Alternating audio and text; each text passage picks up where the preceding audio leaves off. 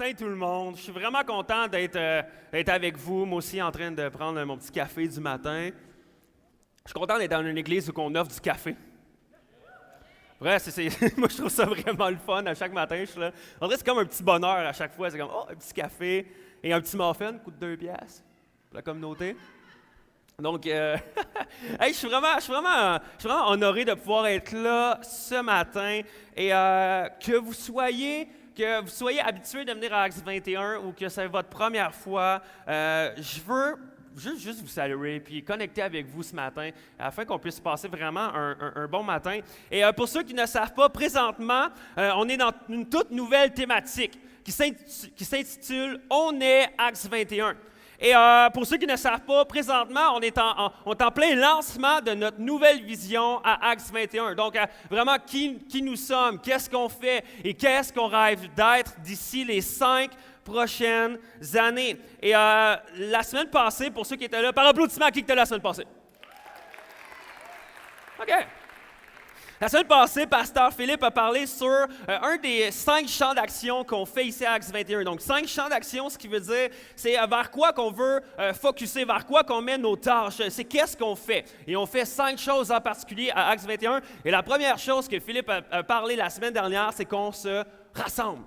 Donc, peut-être que vous ne l'avez pas remarqué, peut-être que si c'est votre première fois, vous venez, vous dites « Ah, OK, cool ». Et si vous êtes habitué, vous savez que se rassembler, ici, les dimanches matins, fait partie d'une des plus grandes choses qu'on fait ici à Acts 21. C'est vers ça qu'on met vraiment notre plus grande énergie, c'est selon nos rassemblements qu'on fait ici chaque dimanche matin. Mais avant d'aller un petit peu plus loin, je veux qu'on puisse, je puisse vous parler un peu de qu'est-ce que c'est Acts 21. Donc, pour ceux qui étaient là depuis les 2 dernières semaines, vous allez dire « Oh, my, il radote ». Mais c'est correct, c'est juste pour que ça puisse nous rentrer dans la tête. Tu sais, moi il y a quelqu'un un moment donné qui me dit, puis j'ai vu ça, il a dit, tu sais, Coke. Qui ne connaît pas Coke ici? Tout le monde connaît Coca-Cola. OK? Tout le monde connaît Coca-Cola. Et on n'a pas besoin, tu dis Coca-Cola, tout le monde s'imagine la canette rouge avec le signe Coca-Cola dessus et même avec le Père Noël. Mais bref, tout le monde s'appelle le Coca-Cola, mais vu que tout le monde connaît Coca-Cola, Coca-Cola n'arrête pas de parler de qui ils sont et de faire la publicité. Donc, c'est la même chose pour nous parce qu'ils ne veulent pas que les gens oublient qui sont Coca-Cola. Donc, c'est la même chose. On s'est dit, pourquoi pas faire ça à Acts 21? Pourquoi pas répéter qui qu'on est constamment? Pour être sûr que chaque fois qu'on vient ici les dimanches matins, on puisse se rappeler vraiment qui qu'on est. Donc, premièrement, la slide a été spoilée un peu d'avance, mais c'est pas grave. Acts 21. Notre slogan ici à Acts 21, c'est « On est une église axée sur le 21e siècle ». Pourquoi le Acts 21. Et qu'est-ce que ça veut dire, axé sur le 21e siècle? Ça veut dire qu'on veut faire une église que tout est pertinent pour le 21e siècle, qu'on n'ait pas l'impression qu'on dit un message des années 80 ou 90, qu'on n'a pas l'impression d'être dans une salle qui ressemble à une salle des années 80 ou 90, que tout ce qu'on dit, notre musique n'avait pas l'air d'être des musiques des années 80 ou 90. Non, on est au 21e siècle, on est en 2017, donc on veut faire une église pertinente pour 2017. Donc, c'est vraiment chaque chose qu'on fait est toujours dans un but de dire, OK, est-ce que c'est pertinent pour aujourd'hui? Si ça ne l'est pas, on scratch. Parce qu'on ne veut pas faire ça. On veut être pertinent pour chacune des personnes. On ne veut pas arriver et dire, aïe, c'est démodé, qu'est-ce qu'ils disent, ou c'est démodé, qu'est-ce qu'ils font. J'ai l'impression que ce n'est pas actuel aujourd'hui. Non, non. Chaque chose qu'on fait à Acts 21, on veut que ça soit actuel. C'est pour ça qu'on a de la musique comme ça. Éveille en moi. Puis là, ça donne le goût de danser, ça donne le goût de sauter. Pourquoi? Parce que c'est la musique d'actuel. Fait que si en 2018, qu'est-ce qui revient à mode, c'est le country, ben on va faire la louange country. Oh, c'est assez mitigé, hein? Ici, on a des bouts, là, on est ouais! Mais on veut être actuel. Donc, si après ça, dans quelques mois, Éveille en moi est plus bonne, cette chanson-là, on va l'enlever parce que c'est plus pertinent. Donc, Acts 21, une église axée sur le 21e siècle. Et je veux vous expliquer quelle est notre mission ici à Acts 21. Voici notre mission. Nous existons, donc nous, Église Acts 21, pour que les gens loin de Dieu soient transformés par l'amour de Jésus. Un des premiers focus qu'on a à l'Église ici, qu'est-ce qu'on veut? C'est qu'on veut faire l'Église pour les gens qui ne vont pas à l'Église. Et on ne veut pas faire l'Église pour que les gens rentrent ici puis ils ont l'impression que c'est une petite clique, qui ont l'impression que c'est seulement des personnes ensemble qui connectent ensemble puis que nous, on n'est pas capable de rentrer dans cette église-là parce qu'on ne se sent pas accueilli, on ne se sent pas aimé. Non, notre premier target en tant qu'église, c'est de faire l'église pour les gens de Sherbrooke qui ne vont pas à l'église. C'est pour ça qu'on va être pertinent, parce qu'on veut que lorsque les gens rentrent ici, ils puissent faire comme « Ah, OK, c'est pas si weird que je pensais. » Il y a du monde normal. Le pasteur, il y a des trous dans ses jeans. Nous existons pour que les gens loin de Dieu soient transformés par l'amour de Jésus. Et que nous, OK, à ce moment-là, le nous, c'est moi, c'est toi à l'arrière, c'est toi au balcon, c'est nous, ensemble, chacun d'entre nous, nous soyons tous ensemble, inspirés à vivre son message d'une façon pertinente pour le 21e siècle. Donc à ce moment-là, un focus, c'est pour l'extérieur, mais ensuite de ça, rendu à l'intérieur, on est tous dans le même bateau.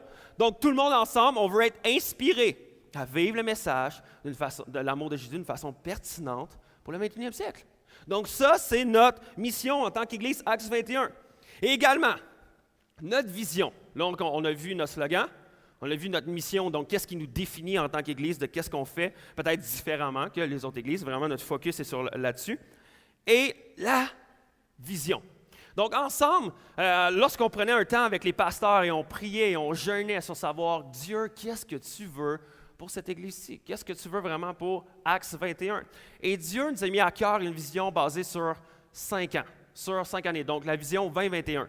21, tu sais, Acts 21, bref, OK. On se trouvait bien drôle. OK, bref.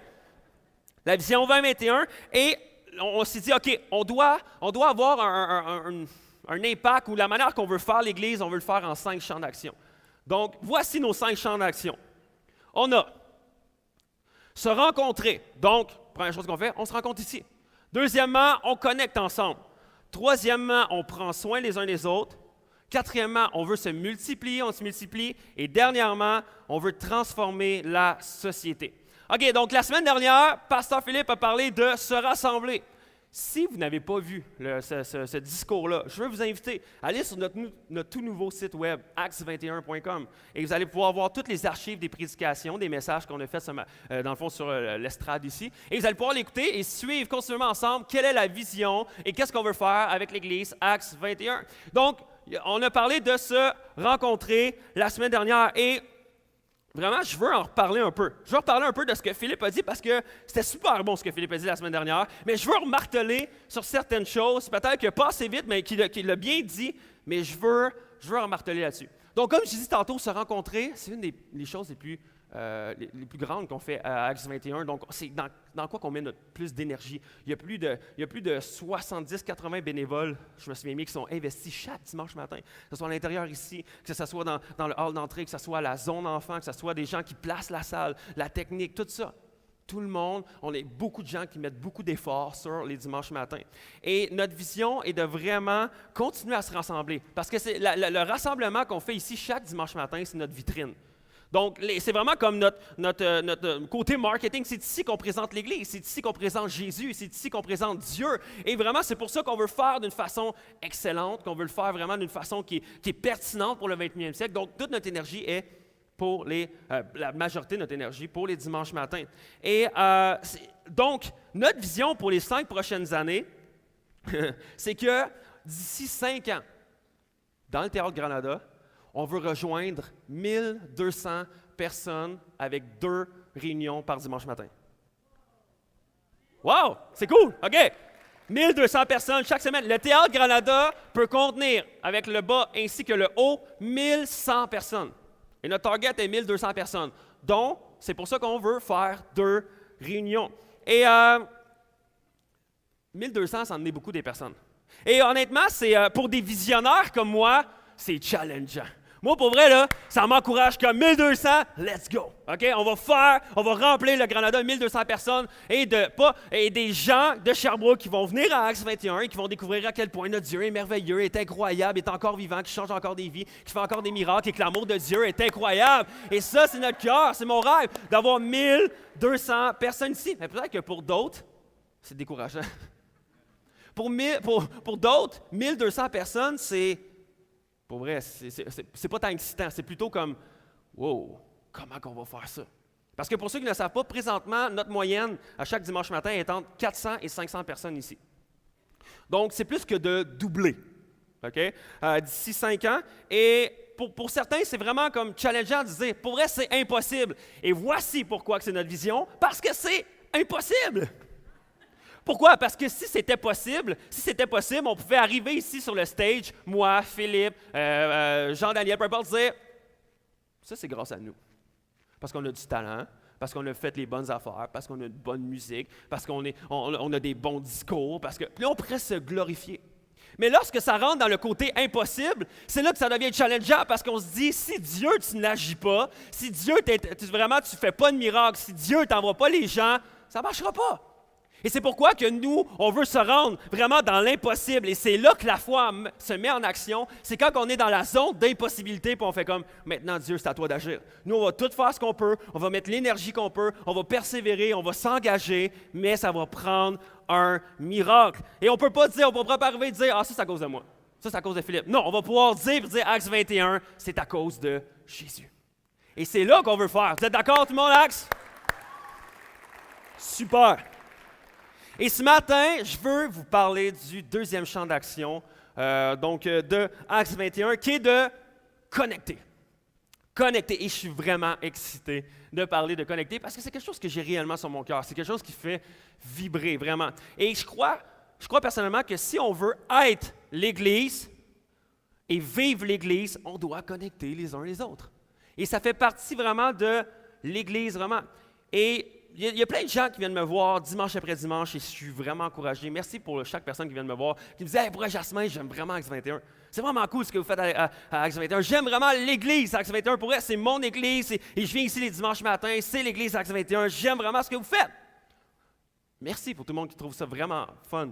Mais honnêtement, je me dis tout le temps, et des fois j'en jase avec certaines personnes, « Merci, mais ça ici, c'est pas l'Église. »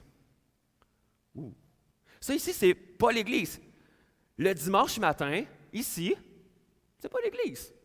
C'est des gens qui font partie de l'Église, donc des chrétiens, l'Église avec un grand E, donc l'Église de Jésus, donc tous les croyants, tous les chrétiens. C'est des gens qui ont une même foi, qui croient en Dieu, ou même certaines personnes, peut-être vous les visitez et que vous ne croyez pas en Dieu, mais c'est des gens qui se rassemblent dans une pièce, ensemble, pour célébrer ce que Dieu fait durant la semaine, ce que Dieu a fait pour nous à la croix, ce que Dieu a fait, a accompli, et on vient célébrer ensemble qui est Dieu. Mais ce n'est pas réellement ça, l'Église. L'Église, c'est qu'est-ce qui se passe durant toute la semaine, et majoritairement dans nos maisons. Qu'est-ce qui se passe dans nos vies, quand on mange ensemble, quand on prie ensemble, quand on s'encourage, qu'on prend soin des uns des autres, lorsqu'on s'aide quotidiennement. Le dimanche matin, c'est seulement une vitrine, seulement une facette de qu'est-ce que c'est l'Église, mais ce n'est pas complètement l'Église. Et j'aimerais ça qu'on lit un passage que Philippe a utilisé la semaine dernière dans Acte 2. Donc, c'est le début de l'Église primitive. Donc, dès que les apôtres ont commencé à rassembler des gens et à vivre l'Église, voici ce que c'était l'Église. Ils persévéraient dans l'enseignement des apôtres, dans la communion fraternelle, dans la fraction du pain et dans les prières. La crainte s'emparait de chacun. Il se faisait beaucoup de prodiges et de miracles par les apôtres. Tous ceux qui croyaient étaient dans un même lieu. Ils avaient tous en commun. Il produit entre tous, selon les besoins de chacun. Ils étaient chaque jour tous ensemble assidus au temple. Je vais juste continuer ici. J'ai comme perdu ma phrase. Ils étaient assidus. Allez-y. Ils étaient assis au temple. Ils rompaient le pain dans les maisons et prenaient leur nourriture avec joie et simplicité de cœur, louant Dieu et trouvant grâce auprès de tout le peuple. Et le Seigneur ajoutait chaque jour à l'Église, avec un grand E, ceux qui étaient sauvés. Voici ce que c'était l'Église et voici ce que c'est encore l'Église. Donc, c'est dans l'enseignement des apôtres, c'est dans la communion fraternelle, c'est dans la fraction du pain, on mange ensemble, c'est dans les prières, c'est lorsqu'on prie ensemble. C'est vraiment lorsqu'on se rejoint dans un même lieu et qu'on met tous en commun, on s'aide. Lorsque quelqu'un est dans le besoin, on vient l'aider. Donc, ils vendaient leur propriété. Donc, c'est vraiment dire, qu'est-ce que je peux faire? OK, on ne fera pas ça ce matin, OK? Je ne vais pas prendre toutes vos hypothèques ce matin, mettre ça à mon nom, inquiétez-vous pas, on ne fait pas ça ici, OK? Mais c'est une manière de dire qu'ils s'aidaient, ils mettaient tout en commun, ils venaient en aide à tout le monde. Donc, ils partageaient le produit entre tous. Chaque jour, tous ensemble, ils rompaient le pain, ils mangeaient ensemble et ils louaient Dieu. Ça, c'est l'Église. Donc, est-ce que lorsque tu viens seulement au rassemblement ici, les réunions qu'on fait le dimanche matin au Théâtre Granada, tu es en train de vivre l'Église? Pas complètement. Pas complètement. Tu goûtes à une facette, une image de qu'est-ce que c'est l'Église, mais tu ne vis pas l'Église dans son ensemble complètement. Et l'Église représente littéralement une communauté. Donc, on est appelé à être une communauté. C'est vraiment comme un esprit de famille. Donc, l'Église a été conçue et pensée pour que chacun des êtres humains puisse vivre ensemble en communauté. Et je trouve ça vraiment triste qu'avec le temps, ça a changé. Avec le temps, on a réduit l'Église à « tu te lèves le matin, tu t'habilles beau, belle, tu te mets du beau linge, après ça, tu te brosses les dents, tu t'arranges à avoir une bonne haleine, tu t'en vas à l'Église, tu t'assois, tu écoutes ce qu'ils disent. » Fait que ça se peut qu'ils disent de te lever à un moment donné. Oh, on va se lever. OK, ça se peut qu'ils disent à un moment donné qu'on va chanter des chansons. Oh, OK, on va chanter des chansons. Après ça, ça a l'air qu'il y a quelqu'un qui parle sur l'estrade, donc on va l'écouter. Ça a l'air qu'il faut l'écouter. Puis ça a l'air que ça peut être bon pour nos vies. Puis ensuite de ça, à la fin, on fait comme une prière globale. Donc tout le monde fait comme, OK, on va prier. Et ensuite de ça, on s'en retourne, on prend notre char, puis on mène notre vie comme si de rien n'était. Et je trouve ça une valeur qu'on a réduit l'Église à une rencontre qu'on fait d'une façon une fois par semaine, qu'on va à l'Église le dimanche matin, et comme si de rien n'était, et ça ne change absolument rien dans notre quotidien, ou presque. Je trouve ça de valeur. Mais lorsque Dieu nous a créés, c'était dans une perspective de communauté et non individuelle. Et j'aimerais vous parler de ce matin de pourquoi c'est important de connecter. Pourquoi c'est important de connecter ensemble? Est-ce que c'est obligatoire? Est-ce que moi, je peux vivre réellement ma foi toute seule? Est-ce que moi, c'est correct que je sois toute seule chez moi, puis je fais comme, pas besoin de l'Église? Pas besoin du monde. Moi, chez nous, avec mon Dieu, that's it. Moi, je suis heureux comme ça. Est-ce que c'est vraiment ça le plan de Dieu? Est-ce que c'est réellement suffisant pour toi? Donc, on va regarder ça ensemble ce matin. Est-ce que vous êtes prêts, Axe? Est-ce que vous êtes prêts? Super. La communauté, quand ça crie, c'est le fun. OK. On va commencer dans Genèse 1, verset 1. OK, on va commencer au premier livre de la Bible, quand Dieu a vraiment conçu toutes choses. OK, ça commence. Au commencement, Dieu. Ça, c'est hot. Je pourrais prêcher longtemps là-dessus. Mais c'est pas ce que ce matin, ça va être pas là-dessus. OK. Au commencement, Dieu créa les cieux et la terre. La terre était informe et vide. Il y avait des ténèbres à la surface de l'abîme et l'Esprit de Dieu se mouvait au-dessus des eaux. Dieu dit que la lumière soit et la lumière fut. OK, juste dans ce passage-là, petit passage, peut-être que tu le vois, peut-être que tu ne le vois pas, c'est correct, mais il y a beaucoup de stock. Il y a vraiment beaucoup d'informations ultra pertinentes. Juste dans ce passage-là, on voit Dieu, au début qui est là, on voit l'Esprit de Dieu, et on voit Dieu dit. OK, et juste vous dire, lorsque Dieu parle, il se passe quelque chose. Lorsque Dieu parle, il se passe de grandes choses. La parole de Dieu a une grande puissance. La parole de Dieu est capable de créer quelque chose à partir de rien. Complètement rien. Moi, si je veux, je pourrais me tenir sur le stage ici, et Simon, à l'éclairage, je pourrais baisser le... Faites-le pas, là, c'est juste une image, OK? Donc, il pourrait baisser l'éclairage, et je pourrais dire, et que la lumière soit... Puis si Simon ne prend pas ce petit fader-là, puis le petit slide, puis il fait juste la montée, il ne se passera absolument rien. Je ne peux pas créer de ma parole, pouf, la lumière. Je ne peux pas dire, j'ai faim, je veux une sandwich, soit. Ce serait vraiment le fun. J'ai déjà essayé, mais ça ne marche pas. Mais, je ne peux pas créer, mais Dieu, lui, peut créer à partir de rien. Dieu, pour vrai, quand il parle, c'est puissant. Et c'est vraiment incroyable. Donc, on voit qu'à l'origine de l'univers, on retrouve Dieu, on retrouve l'Esprit Saint, et on voit que Dieu parle. On voit que la parole de Dieu. Et dans Jean 1, OK, donc un livre que l'apôtre Jean a écrit dans la Bible, on voit que dans le premier chapitre, dans Jean 1, on voit qu'il y a comme un synonyme au nom de Jésus. On voit que Jésus a un autre nom. Et l'autre nom que Jésus porte dans Jean 1, c'est la parole de Dieu. OK. Donc, lorsqu'on retourne au début de la création, on voit que Dieu, on voit que l'Esprit, et on voit que la parole de Dieu. Donc, en d'autres mots, il y a Dieu le Père, Dieu le Fils et Dieu le Saint-Esprit. Et c'est là que c'est une différence fondamentale avec toutes les autres religions monothéistes. L'islam va dire il y a un seul Dieu, point. Le judaïsme va dire il y a un seul Dieu, point. Et le christianisme dit il y a un seul Dieu, mais en trois personnes distinctes. Donc, un Dieu qui se manifeste en trois personnes. Dieu le Père, Dieu le Fils et Dieu le Saint-Esprit.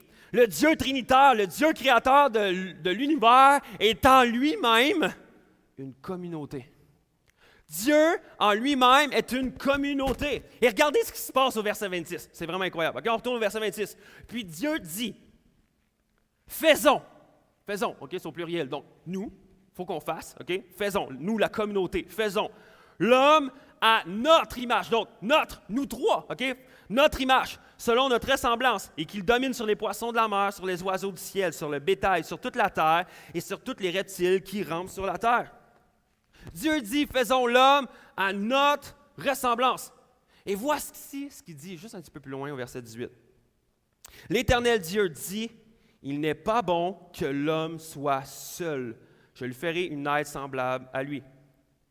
Donc, vous pouvez le lire à la maison si vous avez une Bible. Et si vous n'avez pas de Bible, allez à la table info. On va pouvoir vous en donner une gratuitement. C'est notre cadeau. Allez vous prendre une Bible, ça nous fait plaisir. Mais dans la Bible, dans Genèse 1, on voit que Dieu crée le ciel, la terre. Il crée les animaux. Il crée chaque chose, vraiment, les arbres, les plantes, les fleurs, tout ça. Et à chaque fois, ça nous dit que Dieu trouvait que c'était bon. À chaque fois, Dieu créait le ciel, puis il était là. C'est bon. Il créait les océans, puis il était là. C'est bon. Il créait les animaux, puis il était là. Hey, c'est bon, ça. Et ça dit tout le temps, Dieu vit que c'était bon. Et Dieu crée un homme. Un homme à son image, un homme qui va lui ressembler. Et Dieu dit, cet homme-là va me représenter, va nous représenter, nous la Trinité. Et à chaque fois, Dieu créera quelque chose, il dit que c'était bon. Mais là, il crée l'homme, et il dit, il n'est pas bon que l'homme soit seul. Dieu dit, il y a un problème. Pour que l'homme puisse réellement me représenter d'une façon parfaite, l'homme ne peut pas me représenter, moi, qui est une communauté, mais il ne peut pas être seul et représenter une communauté.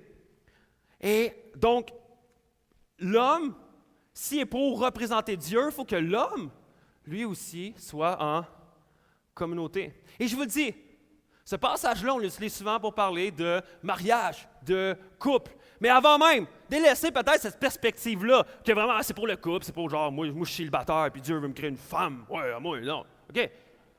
Non, avant tout, Dieu voulait démontrer quelque chose à Adam. Il voulait dire, hey, c'est pas bon que tu sois seul. C'est pas bon, parce que toi aussi, tu dois être en communauté pour bien représenter Dieu qui est en communauté. Et le cœur de Dieu était vraiment de créer l'humain qui allait vraiment le ressembler selon ces trois personnes-là. Parce que notre Dieu est en communauté. Donc, voici pourquoi c'est dangereux. Lorsqu'on entend des gens dire « Ah, pour vrai, moi, pas besoin de ça, l'Église. C'est tous des gens imparfaits. C'est tous des gens imparfaits, moi, je ne vais pas aller là-bas. » OK. Ben, c'est vrai qu'on est tous des gens imparfaits. Moi, le premier. Tout le monde ici, on est imparfait. Donc, ça ne marche pas. Puis il y en a d'autres. Moi, je n'ai pas besoin de ça, l'Église. Moi, je peux avoir ma foi tout seul. J'ai ma Bible chez nous. Et je loue Dieu chez nous. Je chante des chants. J'ai une petite guitare. Je fais ça chez nous tout seul. Pour vrai, j'ai juste besoin de Dieu dans ma vie. Je n'ai pas besoin des autres. J'ai juste besoin de Dieu. Et ça a l'air bien beau, dit de même. Tu sais, parfois, il y a même des gens, des fois, qui vivent des choses difficiles. Et on va aller leur dire, non, mais pour vrai, tu es en dépression. Tu vis un moment difficile. Pour vrai, tu as juste besoin de Dieu. Honnêtement, accroche-toi à Dieu, tu as seulement besoin de Dieu. Et pour vrai, ça a l'air super beau quand on dit ça, mais le problème, c'est que Dieu n'est pas d'accord avec ça. Dieu n'est pas d'accord de dire « j'ai juste besoin de Dieu ». Dieu n'est pas d'accord. Parce que Dieu, avant même la chute de l'homme, avant même que l'homme puisse pécher, Adam et Ève pêchent, et vraiment qu'il se fasse juste kicker out de la présence de Dieu, qui veut dire « Non, vous êtes plus digne d'être dans ma présence » et tout ça. Dieu a dit « C'est pas bon que l'homme soit seul. » Et c'est une question de communauté. C'est pas bon que moi, Jasmin, je sois seul. C'est pas bon que vous soyez seul. Que vous, au balcon, vous soyez seul. C'est pas bon qu'on soit seul. Est-ce que vous êtes d'accord avec moi, Acts 21, que Dieu donne la vie? Oui, Dieu donne la vie. Mais Dieu donne la vie, mais Dieu ne donne pas la vie seulement en lui-même. Dieu donne la vie également au travers les autres. Là, tu te dis, Jasmin, où c'est que je m'en vais? Peut-être il y en a qui est comme, je comprends pas où tu t'en vas, puis il y en a d'autres qui fait comme, je comprends où c'est que tu t'en vas. Pourquoi? Parce qu'il y a des gens peut-être dans cette salle-là, que ça vous est arrivé, que vous étiez dans un moment peut-être que vous étiez perdu, vous viviez des choses difficiles, ou même que ça allait bien, quoi que ce soit. Mais il y a quelqu'un, un jour, qui s'est retrouvé sur votre route et qui vous a partagé Dieu, il vous a partagé qui était Dieu. Et vraiment, au travers cette personne-là, vous avez rencontré Dieu. Dieu s'est révélé à toi par une autre personne. Donc Dieu utilise vraiment la communauté pour nous attirer à lui. Mais c'est pas tout le monde qui aime être en communauté, on va se le dire. C'est vraiment pas tout le monde qui aime être en communauté. Pourquoi? Parce que c'est difficile d'être en communauté. Et parce que des fois, tu deviens vulnérable. Lorsqu'on est dans la communauté, on développe qu'il faut devenir vulnérable avec les autres autour de nous. Et le problème, c'est que souvent, plusieurs d'entre nous, on vit avec un manque d'authenticité. On a réellement un manque d'authenticité dans notre vie. Mais juste vous montrer quelque chose. Le manque d'authenticité dans notre vie ne date pas d'hier. OK, regardez, on va retourner dans la Genèse où que Dieu a créé toutes choses et Adam et Ève. Voici ce que ça dit. Genèse 3, 1 à 7. Le serpent était le plus rusé de tous les animaux du champ. Le serpent, il représente ici le malin, il représente le diable, il représente le mal. Ça dit que le serpent était le plus rusé de tous les animaux que l'Éternel Dieu avait fait. Il dit à la femme, « Dieu a-t-il réellement dit, vous ne mangerez pas tous les arbres du jardin? » La femme répondit au serpent, « Nous mangeons du fruit des arbres du jardin, mais quant au fruit de l'arbre qui est au milieu du jardin, Dieu a dit, vous n'en mangerez point, et vous n'y toucherez point, de peur que vous ne mouriez. » Alors le serpent dit à la femme, « Vous ne mourrez point, mais Dieu sait que le jour où vous allez en manger, vos yeux s'ouvriront. Et vous serez comme des dieux, connaissant le bien et le mal. » La femme vit que l'arbre était bon à manger et agréable à la vue, et qu'il était précieux pour ouvrir l'intelligence. Elle prit de son fruit et en mangeant. Elle en donna aussi à son mari qui, auprès d'elle, il en mangeant. Voici ce que ça dit au verset 7. Les yeux de l'un de l'autre s'ouvrirent. Ils connurent qu'ils étaient nus, et ayant cousu des feuilles de figuier, ils s'en firent des ceintures. OK. C'est spécial. Le mal entre dans le monde, le péché entre dans le monde, et qu'est-ce que Adam et Ève font? Ils se cachent. Ils cachent leur nudité. OK. J'aimerais vous proposer quelque chose, OK, ce matin, par rapport à ce passage-là. Peut-être qu'Adam et Ève ne cachaient pas réellement leur nudité. Peut-être qu'ils l'ont fait physiquement, mais c'était une image, une représentation de quelque chose de plus profond. Voici ma théorie. Adam et Ève étaient deux. Je crois pas que le problème, c'est qu'ils étaient nus. Je pense pas qu'ils ont catché comme « Ah, on est nus. » Je pense pas. Je pense pas que, moi, personnellement, j'ai aucun problème à me mettre nu devant ma femme. Non, j'ai aucun problème. J'ai aucun problème à me mettre nu devant ma femme, puis elle sait, on fait 6 ans qu'on est mariés, fait qu'elle l'a vu, ce corps-là, tu sais. Mais, après plus de 6 ans de mariage, il arrive des moments que, il y a bien des fois, j'ai de la misère à mettre mon âme à nu. Là, qui je suis vraiment, de mettre mon âme à nu, des fois, j'ai de la misère de le faire envers ma femme, même après 6 ans de mariage. Voyez-vous ce qu'ils ont caché Adam et Ève? Je crois qu'ils ont réellement caché, pas leur nudité, mais qui ils étaient réellement. Leur faute, qu'est-ce qu'ils avaient fait, qu'est-ce qui était dans leur cœur. Et quand le péché est entré dans le monde, on a commencé à se cacher.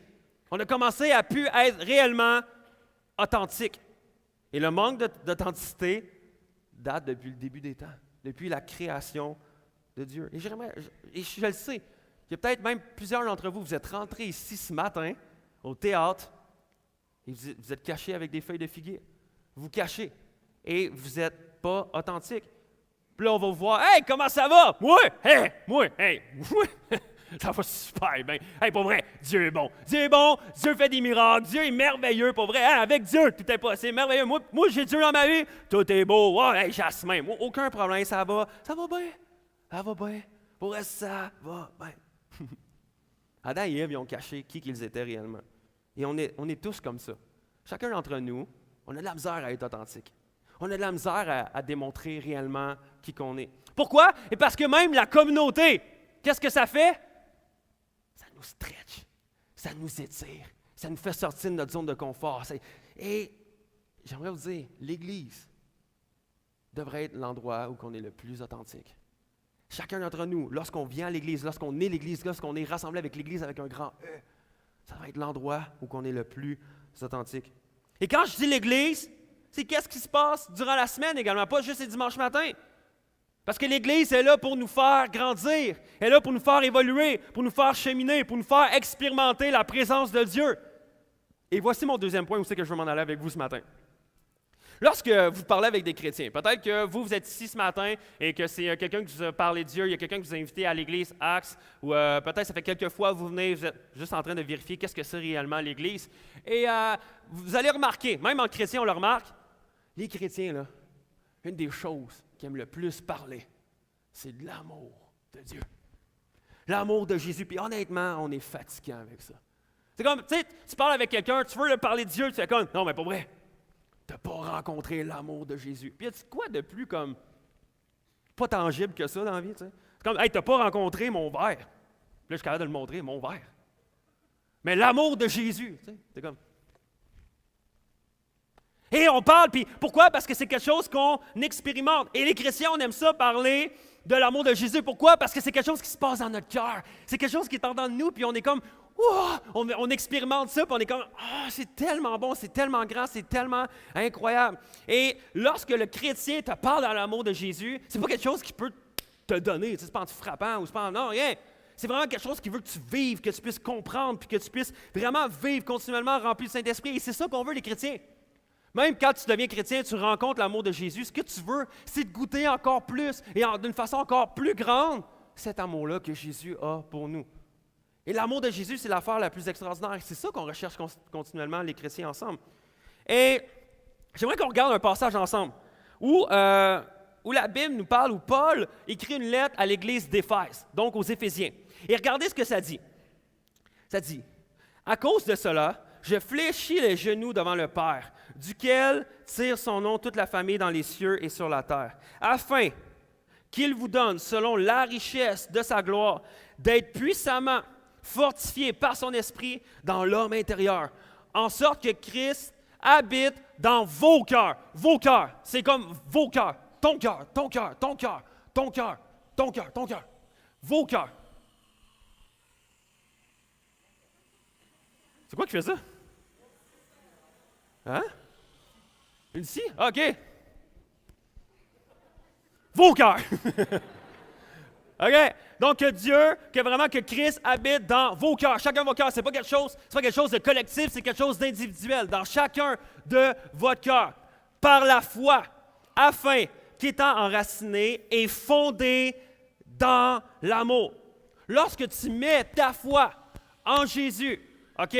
Tu deviens enraciné et fondé. OK, Paul utilise deux métaphores. OK, il utilise enraciné. Il utilise une métaphore organique, comme si on était une plante. Et on est planté, et là, on étend nos racines dans l'amour de Jésus. Par la foi, on étend nos racines et on expérimente cet amour-là. Et deuxièmement, il utilise le mot fondé, que notre fondation, à chacun de nous, les chrétiens, c'est l'amour de Jésus. Donc, c'est vraiment notre fondation, sur qu'est-ce qu'on se tient, sur qu'est-ce qu'on bâtit notre vie, sur qu'est-ce qu'on bâtit notre spiritualité. Donc ça, c'est vraiment ce qu'on vit réellement lorsqu'on met notre foi individuellement, lorsqu'on met notre foi en Jésus. Et le problème, c'est qu'il y a beaucoup de croyants, il y a beaucoup de gens qui croient en Dieu, mais ne grandissent pas spirituellement parce qu'ils ont d'autres fondements où ils s'enracinent en d'autres choses. Et c'est là le problème, parce qu'il y a bien des croyants qui pensent que nous sommes enracinés et fondés sur la Bible. Et la Bible, c'est notre fondation. Si tu connais ta Bible et si tu es fondé sur la Bible, là, tu vas être un chrétien, un croyant. Non! Non!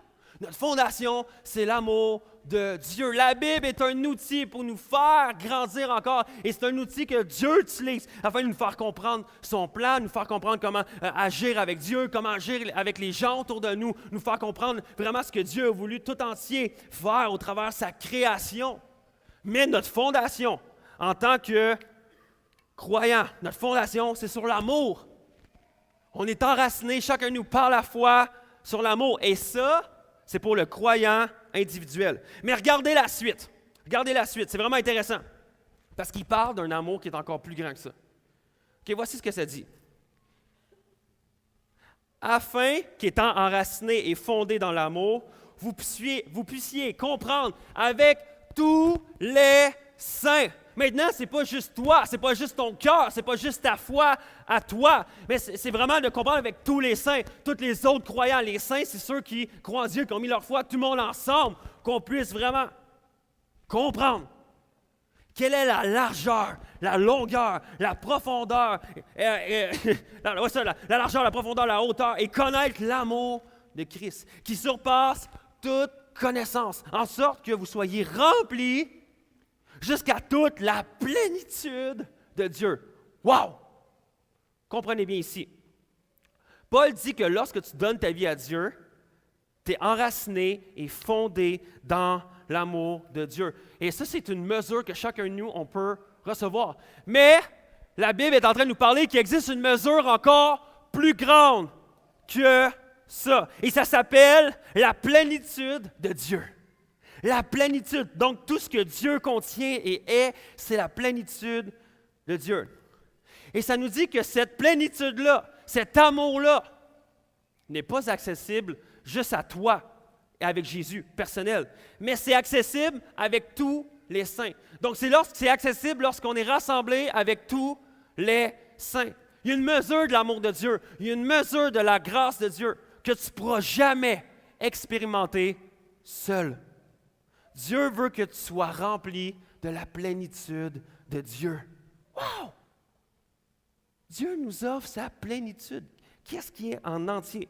Si ce matin, j'arrivais devant vous, ou quelqu'un arriverait devant vous et dit, pour vrai, je t'offre 1% du talent de Carey Price, ou je t'offre 100% du talent de Carey Price, qu'est-ce que tu prends? 100%. Si j'arrive ce matin et je dis, OK, tu as le choix d'avoir 1% du génie d'Einstein ou 100% du génie d'Einstein. Chacun d'entre nous, on va dire, mais non, on va prendre le 100%. Mais pourquoi, lorsqu'on parle de Dieu, pourquoi lorsqu'on parle du Créateur de la terre, pourquoi lorsqu'on parle de ce Dieu-là merveilleux, on ne veut pas avoir le 100%? On ne veut pas prendre le 100% de sa plénitude. Pourquoi on se contente de peu? Pourquoi on se contente de peu de Jésus? Pourquoi on a pris l'habitude de vivre notre vie de chrétien avec un réservoir qui est vide au lieu d'être plein? Si tu crois que tu vas vivre la plénitude de Dieu en venant ici seulement les dimanches matins, tu te mets le doigt dans l'œil. Tu te mets le doigt dans l'œil carrément. Parce qu'on est tellement réduit, l'Église, à seulement une rencontre le dimanche matin, mais c'est tellement plus que ça. Et encore là, même pour certains d'entre vous, l'Église, le dimanche matin, c'est votre seul contact avec Dieu de toute votre semaine. Pour d'autres, c'est votre seul contact avec tous les autres chrétiens de la semaine. Mais pourquoi qu'on a réduit l'Église à si peu quand on a accès à si grand? Des fois, on est là et on dit, OK, non, moi je me contente de si peu de Jésus, comme ça, juste pour être certain que j'ai la foi, puis je puisse croire que je suis sauvé. Oh non, juste assez de Jésus pour que j'aie des bonnes valeurs, mais que ça ne change absolument rien dans chacune des dépendances que j'ai dans ma vie. Juste assez de Jésus pour vraiment dire que j'existe, mais pas vivre pleinement. Juste assez de Jésus.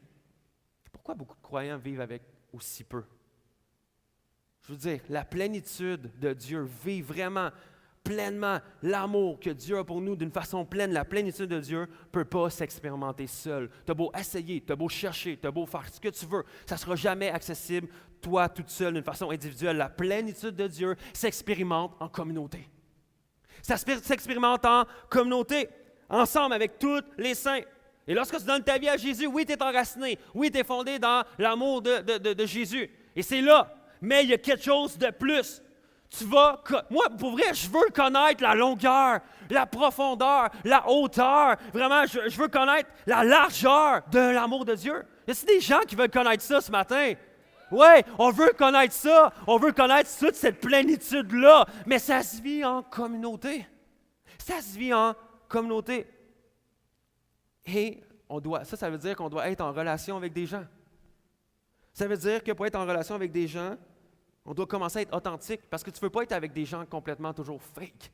D'être des personnes qui ont un double visage, qui ne sont pas réellement vraies. Et j'aimerais te dire, vivre en communauté, ça se peut que des gens te blessent. Non, pas vrai. C'est certain que des gens vont te blesser quand tu vas vivre en communauté.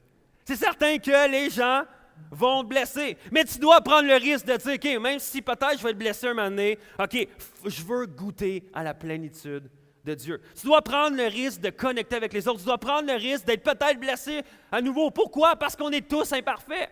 Il y a peut-être un moment que tu vas pouvoir tu vivre en communauté, quelqu'un va te blesser et cette personne-là va devoir te demander pardon et tu vas devoir pardonner cette personne-là. Ou peut-être que même toi, un jour, tu vas blesser quelqu'un, tu vas devoir lui demander pardon et cette personne-là va devoir te pardonner. On est une communauté remplie d'imparfaits.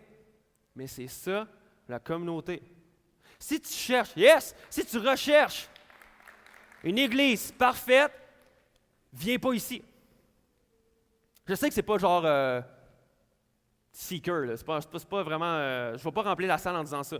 Mais si tu recherches une église qui va être parfaite, malheureusement, c'est pas ici. Merci de nous avoir visités, mais j'espère que si un jour en trouver une, je te donne un petit cue, ça n'arrivera pas. Il n'y a pas d'église parfaite. Et honnêtement, je vois tellement de chrétiens qui veulent goûter à plus de Dieu, qui veulent expérimenter cette plénitude-là de Dieu. Et là, qu'est-ce qu'ils font? Ils se mettent à prier fort, ils vont dans des conférences, ils lisent des livres, ils font toutes sortes d'affaires. Mais j'aimerais me dire, la plénitude de Dieu se trouvera ailleurs que dans la communauté, d'être ensemble entre chrétiens. Et trop souvent, on pense que même en venant à l'église le dimanche matin, ben là, Jasmin, moi je viens ici le dimanche matin, je vis la communauté. Je vis la communauté. OK, j'ai mis 2 slides ici. Je vais vous dire qu'est-ce que c'est la communauté. Premièrement, OK. Soyez serviteurs les uns les autres. Portez les fardeaux les uns les autres.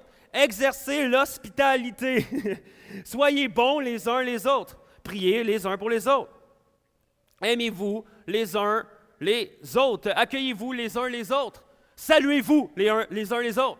Ayez également soin les uns les autres. Soumettez-vous les uns les autres. Prochaine slide.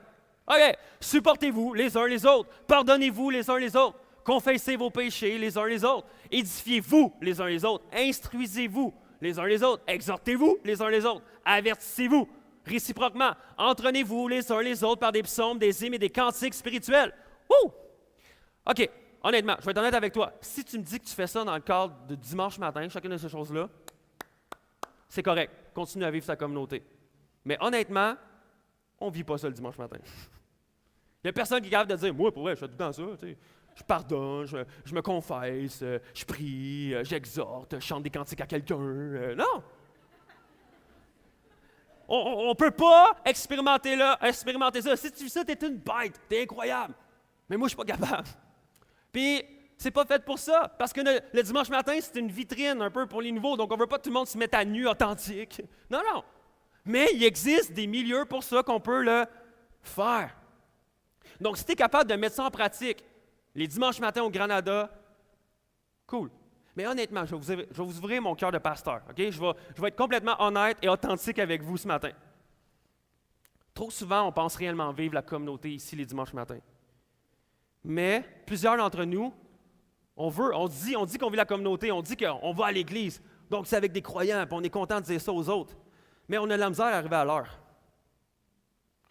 Pour vrai, on commence l'église à 10h30, il y a 200 personnes. Je commence à prêcher, pouf, tout d'un coup, on est 400-500 personnes. Qu'est-ce qui s'est passé?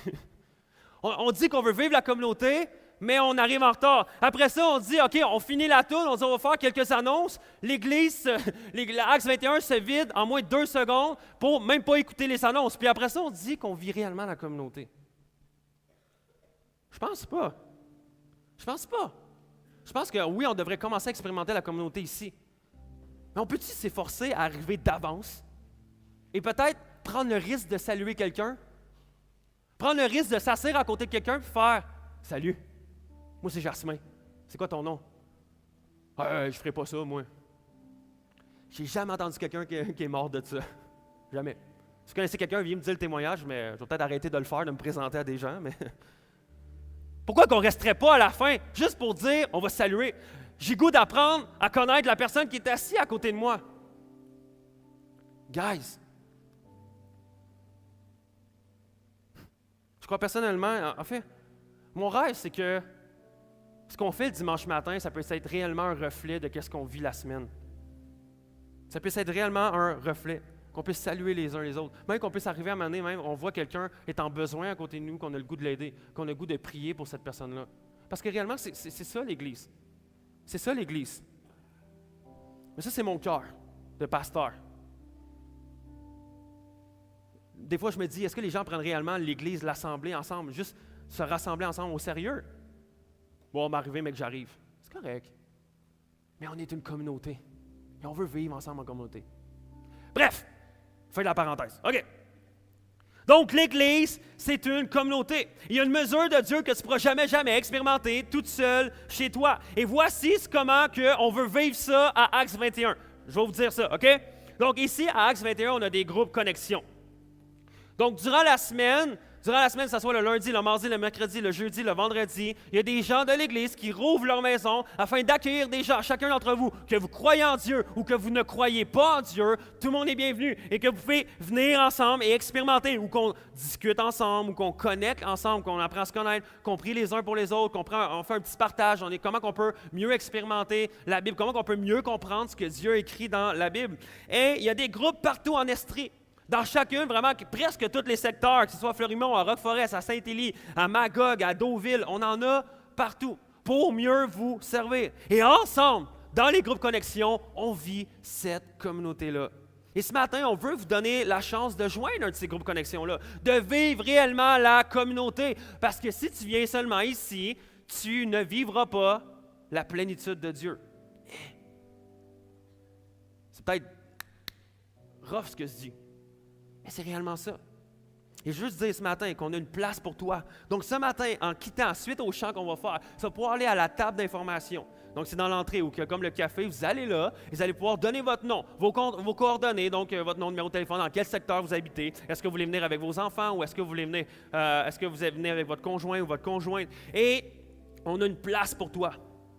Et c'est la meilleure place pour grandir et vivre réellement l'Église. Et honnêtement, dans les groupes connexion, il y a plein de beaux témoignages. C'est incroyable ce que Dieu fait. Moi, dans un de mes groupes, il y a un jeune homme à un moment donné qui est arrivé. Puis j'avais annoncé ici que OK, je fais un groupe connexion. Il y a un jeune homme qui est venu voir qui a fait OK, moi, j'ai la semaine, je ne crois pas en Dieu, mais je vais aller voir c'est quoi. Je veux voir ce que vous faites dans ces maisons-là, ça m'intrigue. Mais il dit, pour vrai, je ne crois pas en Dieu, je n'ai pas vraiment la foi, tout ça. Je veux venir. Pas de trouble. Et nous, après ça, on continue à faire nos réunions, on fait nos réunions ensemble, dans notre maison, on mange ensemble, on discute ensemble, on s'amuse, puis on a bien du plaisir, mais on connecte également, puis on devient authentique les uns avec les autres, et on expérimente cette authenticité-là. C'est pas facile, mais on le développe. Et là, après ça, après quelques semaines, ce jeune homme-là voit ce qu'on vit et expérimente ça, et pour voir que 2-3 mois après, mais lui, il continue à venir chaque semaine, mais 2-3 mois après, il vient nous voir dans le groupe, il fait comme « Hey, pour vrai, aujourd'hui, j'ai dit pour la première fois dans mon entourage que j'étais chrétien. » Oh! Puis là, ça a tellement rempli mon cœur de joie. Et après ça, quelques mois plus tard, il dit « Je veux me faire baptiser. » Ben, let's go, man, on va te faire baptiser. Et après ça, il dit « Ah ouais, mais j'ai une fille incroyable dans ma vie, on va se marier. » Et c'est incroyable, il y a un cheminement qui se fait et moi, ça remplit mon cœur continuellement. Et dans un autre groupe, OK, j'ai ramassé des témoignages de ce que Dieu fait dans des groupes connexion. Voici ce qu'il fait. Il dit, dans un des groupes connexion, il s'est dit, OK, on va faire quelque chose de spécial. Peut-être même vous allez trouver ça weird. Il était là, j'aimerais ça qu'on puisse être à l'écoute de ce que Dieu veut faire dans notre groupe connexion, ce que Dieu veut nous dire à chacun d'entre nous. Donc, on va prendre un temps de silence ensemble, puis on va écouter ce que Dieu nous dit, et si Dieu nous met à cœur quelque chose, on va le faire. Et là, la personne me conte qu'il y avait une jeune fille elle ne croyait pas en Dieu, puis il prend la peine d'y demander, avant de commencer à prier, il dit, où est-ce que tu te situes dans ta foi? Elle dit, pour vrai, je suis encore en cheminement. Tu sais, je ne peux pas dire que je crois réellement en Dieu. Il dit, OK, c'est bon, on va prendre un temps de prier ensemble. Et là, ils se mettent à prier ensemble. Et là, après ça, tout le monde fait comme, puis avez-vous reçu quelque chose? Et ce leader-là, il dit, j'ai senti quoi dans mon cœur?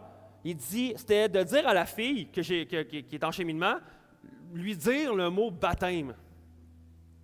Puis il dit, pour vrai, je trouve ça vraiment weird. Là. Il dit, même le gars, il est comme, je comprenais pas. Mais il dit, je chantais vraiment, il fallait que je dise ça. Fait que là, ils font comme, OK, est-ce que Dieu vous a mis quelque chose à cœur? Et lui, il arrive, fait comme, ouais, Dieu me dit de dire baptême.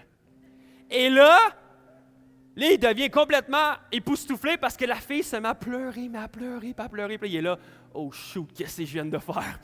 Qu'est-ce que je viens de faire là? Et la jeune fille lui dit, honnêtement, tu ne comprends pas. Pendant qu'on prie ensemble, elle s'est dit, Seigneur, je ne sais pas si je crois en toi. Mais elle dit, Seigneur, faites que quelqu'un dans la pièce me dit de me faire baptiser. Et s'il me dit ça, je vais croire que tu es vivant et je vais croire en toi et je vais donner ma vie à toi. Donc, suite à ça, elle a fait, wow! Elle a dit, Dieu est vraiment vivant. Elle dit, Dieu est vraiment vivant, puis elle dit, je veux donner ma vie à Dieu, je crois réellement en Dieu maintenant qu'il est vivant et je veux me faire baptiser depuis ce temps-là. Elle vient à Acts 21, cette personne-là. Et un autre groupe, ça dit que dans le groupe, on a un membre qui a invité un de ses cousins. Un de ses cousins qui ne croyait pas en Dieu, et tout ça. Mais le membre en question, il a déménagé. Mais son cousin a tellement trouvé une communauté, puis un endroit vraiment où il se sentait bien, qu'il est resté dans le groupe, même s'il ne connaissait personne, même s'il ne croit pas en Dieu, il continue d'aller dans le groupe parce qu'il se sent bien, il croise des gens, il est avec des gens qui sont réellement authentiques. Wow, c'est beau! Tous les gens de la communauté sont invités à vivre la communauté avec nous dans nos maisons. Hey, rapidement, d'autres témoignages. Notre voiture nous a lâchés en allant en vacances et des amis du groupe Connexion nous ont prêté leur voiture sans même hésiter. Ça peut sembler banal, mais c'est ça la communauté. On s'entraide les uns les autres. Un autre témoignage. On partage souvent nos souffrances ensemble. Il y a quelqu'un dans notre groupe Connexion qui est à l'hôpital depuis plusieurs semaines. Mais on a pris un engagement que chaque personne de notre groupe Connexion va visiter cette personne-là à chaque jour jusqu'à temps qu'elle sorte de l'hôpital.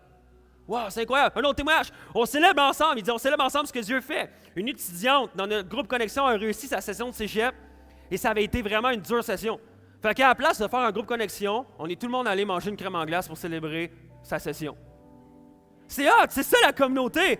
Autre témoignage, quand un de nos voisins ont déménagé en bas de chez nous, leur appart était vraiment dégueulasse. Ils avaient laissé l'appart complètement dégueu. Ils savaient vraiment qu'il y a des gens qui allaient déménager dans cet appart-là complètement dégueu. Fait que qu'est-ce qu'ils ont fait? Ils ont pris leur groupe Connexion et sont allés faire tout le ménage de l'appartement avant que l'autre locataire arrive pour faire comme « Tiens, on a fait ça pour toi ». C'est incroyable! Et il y a d'autres témoignages. Ils ont dit à un moment donné, on est partis ensemble, moi et mon groupe Connexion, et on a fait 2 épiceries incroyables, des méga épiceries, et on priait et on dit à qui Dieu tu veux qu'on aille porter ça? Il dit sans faire le prosélytisme, on juste allé voir les gens et dire « Tiens, on avait à cœur de te donner ça ». Et ça dit que chaque personne qui recevait le panier disait « Vous êtes des anges de Dieu ». Il dit, on ne leur a même pas parlé de Dieu. On ne leur a même pas dit pourquoi on faisait ça. Mais les personnes ressentaient réellement que c'est Dieu qui leur faisait ça. C'est incroyable, hein? Dieu fait des choses folles au travers des groupes Connexion. Et c'est ça la communauté. Que ce soit pour prier ensemble, que ce soit pour connecter ensemble. Et ce n'est pas quelque chose qu'on devrait mettre de côté. Si on veut vivre réellement l'Église, vivre la plénitude de Dieu, vivre et expérimenter pleinement l'amour de Dieu, ça se fait en communauté. Et je veux vous encourager ce matin à prendre cette décision-là de dire « OK, je vais me stretcher. Ouais, mais moi, Jasmin, j'aime pas ça avec des gens qui me ressemblent. J'aime pas ça être avec des gens qui me ressemblent pas. Moi non plus! Jean-François, es-tu là? Jeff, viens ici. Dépêche-toi, parce qu'il me reste plus grand temps. Moi, quand j'ai commencé à aller à l'église, j'étais pasteur dans une autre église. Et ce gars-là, à un moment donné, il est arrivé. Jeff est arrivé. Et honnêtement, je l'ai trouvé weird. Ce gars-là, je l'ai trouvé vraiment weird. Je l'ai jugé. J'étais là, pour vrai, ce gars-là, il n'est pas de mon genre. Ce gars-là, c'est un intello. OK, lui, il dit, je fais une maîtrise en maths. Moi, je ne maîtrise pas grand-chose. Et lui, il était là, je fais une maîtrise en maths. Puis il y avait tout le temps une réponse à tout. Même dans son cheminement. OK, puis il challengeait tout le temps. On parlait de Dieu, puis il n'était pas croyant, puis il était là. Ouais, puis ça. Puis il posait des questions constamment pour nous mettre dans un coin, pour voir réellement si on croyait réellement ce qu'on disait, et si c'était vraiment fondé, puis il était là, moi, checker ça. Et là, après ça, j'étais là, OK, ce gars-là, il m'énerve. Pour vrai, et à un moment donné, j'étais comme, ben, je ne vais pas tant y parler. Je vais pas tant connecter avec lui, puis pour vrai, c'est parce qu'il ne me ressemble pas. J'aime bien mieux être avec des gens qui me ressemblent, puis il n'y a même pas de trou dans ses pantalons. Pour vrai, là, hein? J'ai un standard. Et là, tranquillement, Jean-François chemine dans sa foi et il commence à vouloir s'impliquer au travers les mêmes ministères que moi. Et peu à peu, on commence à connecter ensemble. Et peu à peu, on commence à être ensemble, puis on commence à voir qu'il n'est pas si différent que moi. Dans sa vie aussi, il vit des peurs. Dans sa vie aussi, il vit des craintes. Dans sa vie aussi, des fois, à l'école, ça n'allait pas bien. Pareil que moi, ça n'allait pas bien à l'école. Des fois, dans sa famille, ça n'allait pas bien. Moi non plus, ça n'allait pas bien. Mais au travers lui, j'ai développé à rencontrer quelqu'un qui était complètement différent que moi. Mais de voir que finalement, on n'était pas si différents que ça. Et après ça, au fur et à mesure, on a commencé à servir ensemble à l'Église. Et au travers, j'ai vraiment appris à connaître que c'était un homme extraordinaire. Et à travers Jean-François, ma vie, elle a été transformée aussi par Dieu. Dieu utilisait Jean-François pour parler dans ma vie. Dieu utilisait Jean-François pour me conduire et puis m'amener à faire comprendre que Jasmin, avant de juger les gens, ferme-la. Avant de juger les gens, apprends à connaître les gens. Commence à regarder à qui ils sont réellement. Et tu vas découvrir des perles, tu vas découvrir des personnes incroyables. Et Jean-François, grâce à lui, Dieu a travaillé mon cœur. Et je suis encore en cheminement. Encore des fois, je porte mon regard sur des gens, je fais comme, je ne vais pas aller parler à cette personne-là. Et tout d'un coup, l'image de Jean-François me revient. C'est comme, c'est pas une perle, cette personne-là, c'est peut-être une perle que tu vas connecter et que Dieu a utilisé pour parler à cette personne-là. Et au travers de Jean-François, j'ai appris à découvrir une personne qu'aujourd'hui, je donnerais ma vie pour ce gars-là. Et lui donnerait sa vie pour moi, c'est ce que j'espère. Mais au travers de la communauté, qu'au début, c'était vraiment quelqu'un de différent, qui me stretchait, puis je l'aimais pas. Mais Dieu m'a amené vraiment à changer mon cœur, puis aujourd'hui, c'est une personne incroyable qui est dans ma vie. Bref, merci Jean-François. Et je vous dis ça pas pour me glorifier. Je vous dis pas ça pour me glorifier, non, parce que je suis encore en cheminement, je vous le dis. Encore des fois, j'ai pas le goût d'être avec des gens qui sont pas pareils comme moi. Mais c'est ça l'Église. Et si tu es tout le temps avec des personnes pareilles comme toi, je te garantis que tu ne grandiras pas, tu ne vas pas apprendre, puis vous allez tous faire les mêmes erreurs tout le temps ensemble. Mais si on est différents, c'est là qu'on grandit, c'est là qu'on évolue, c'est là qu'on devient des meilleures personnes, et c'est là que Dieu utilise ces personnes-là pour travailler dans notre vie. Est-ce que tout le monde peut se lever ensemble, s'il te plaît? Donc, on a parlé des groupes connexion ce matin. Mais avant ça, je veux qu'on loue Dieu. Je veux qu'on loue Dieu pour l'assemblée qu'on est. Je veux qu'on loue Dieu pour l'Église qu'on est. Je veux qu'on loue Dieu vraiment pour merci parce qu'on peut avoir une Église même avec un grand E avec qui on peut connecter. Et ensemble, dans la louange, on s'encourage. Dans la louange, on voit les gens autour de nous.